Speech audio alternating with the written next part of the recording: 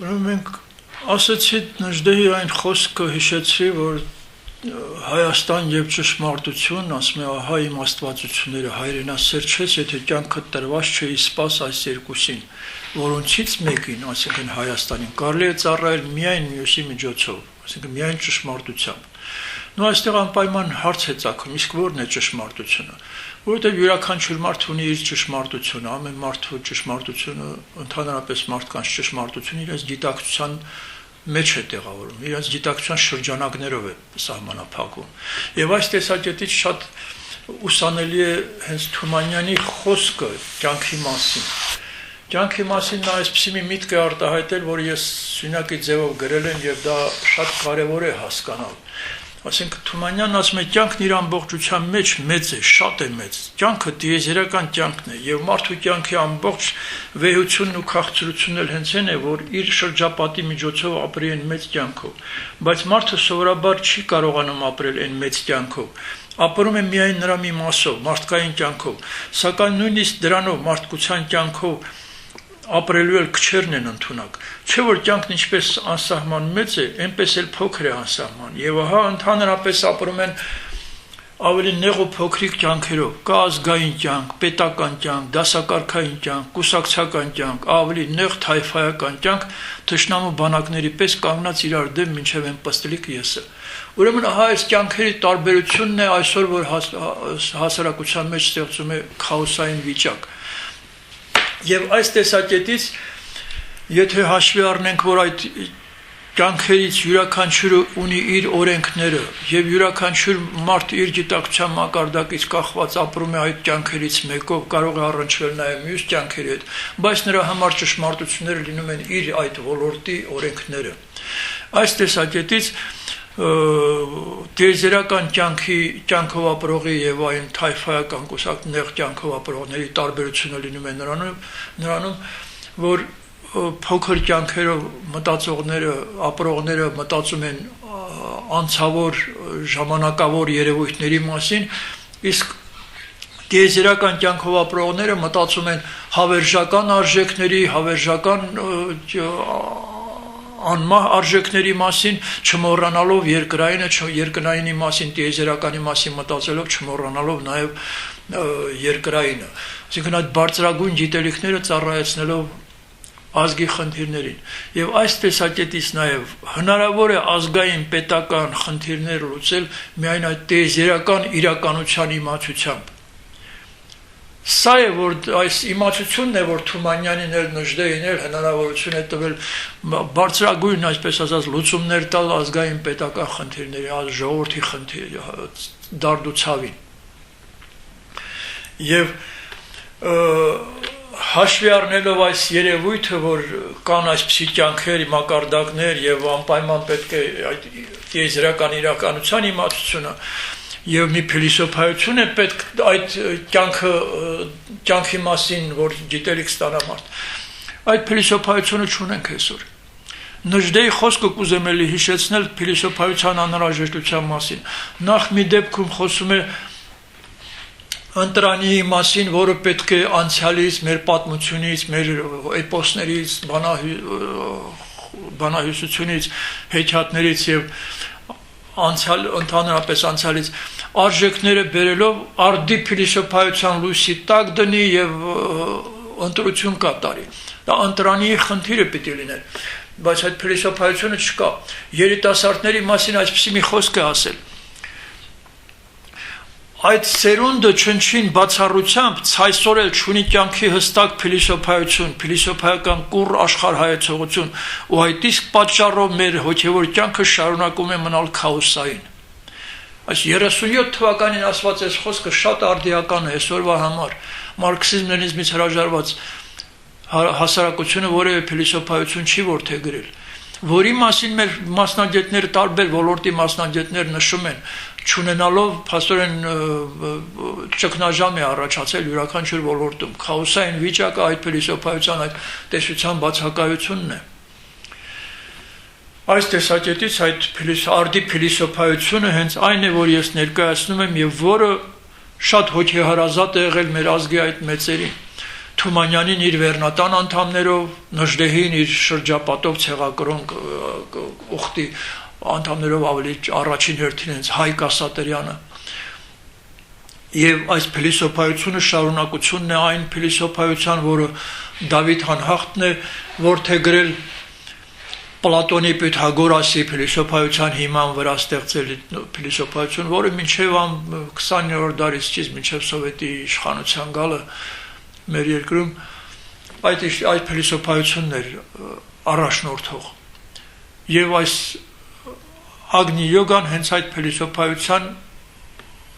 ամբողջացնողն է, արդիականն է եւ այն է, ինչ որ այսօր մեր հասարակության մեջ բացակայում է, որի բացակայության պատճառով հենց ստեղծված է քաոսային վիճակ։ Ուղղակի պետք է այդ վիճակից դուրս գալու համար ստեղծվի մի խումբ, որի փորձեր անում են տարբեր մտավորականներ, տարբեր տեղեր Հայաստանի եւ Facebook-ում հենց այդ փորձերն է կատարվում Արծրուն Պեպանյանի ստեղծած կոնսերվատիվ հեղափոխությունն էլ հենց այդպիսի խնդիրները փորձում իրականացնել, բայց կրկին պնդում եմ,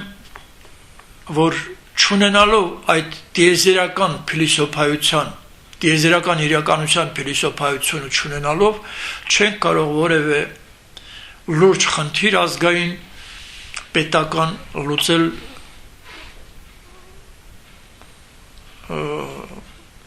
դրական այսպես ասած արդյունք ստանալ։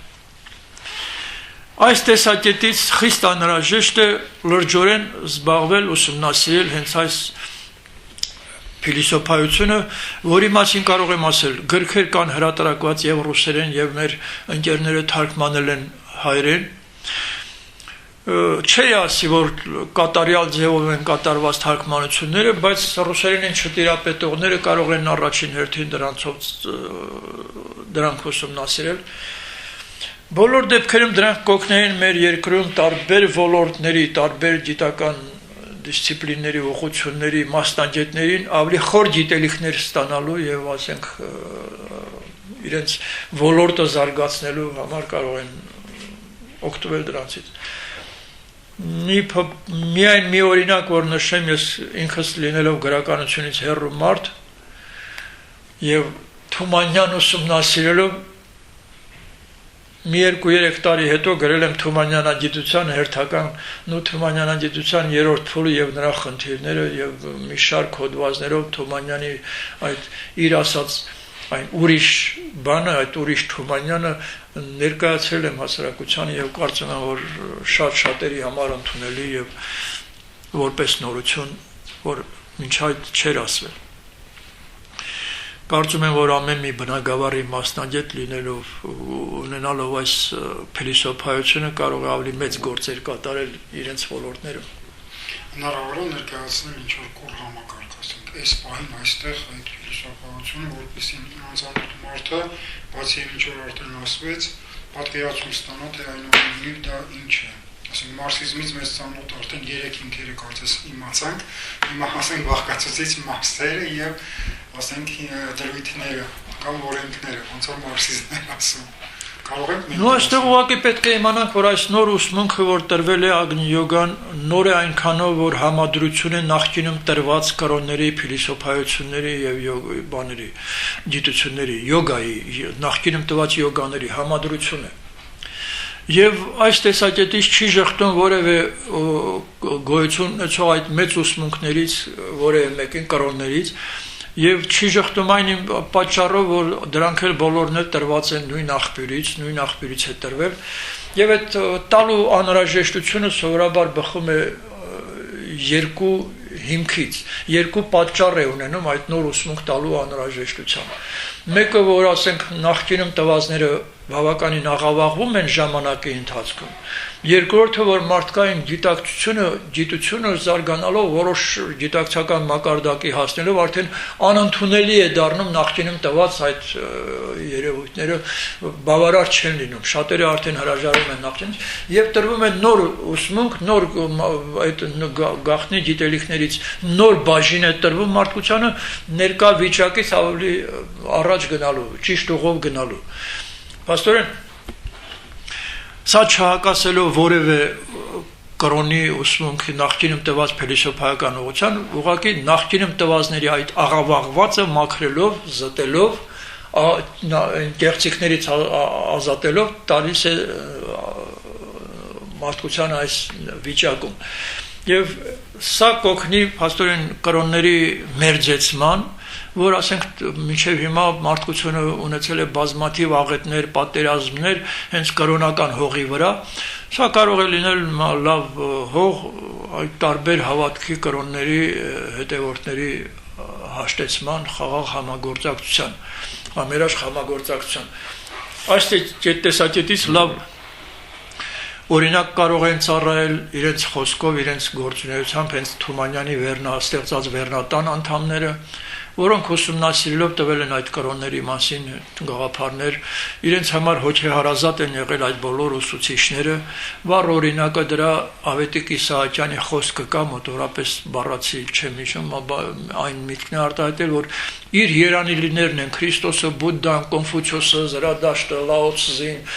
Եվ ինքը պիտի դառնա այդպիսին, Քրիստոս, Բուդդա, Կոնֆուցիոս, եթե այդպիսին, նույնիսկ Մուհամեդի անունն է տալիս, եթե չդառնա այդպիսին, ապա կդառնա անպայման դրանց հետևորդ։ Այսինքն այդ դրանց կրոններից որևէ մեկը չի ժխտվում, եւ Թումանյանն էլ ունի խոսք ասված, ասում է Քրիստոսի կյանքում շատ խորհրդավոր պատկերներ կան, բա Բուդդայի կյանքը արևելք շատ է մեծ շատ։ Այսինքն նրանց համար այդ բոլոր ուսուցիչները եղել են ուսուցիչներ ընդօրինակելու համար, նրանցից սովորելու համար, որը մեկին չեն ժխտել։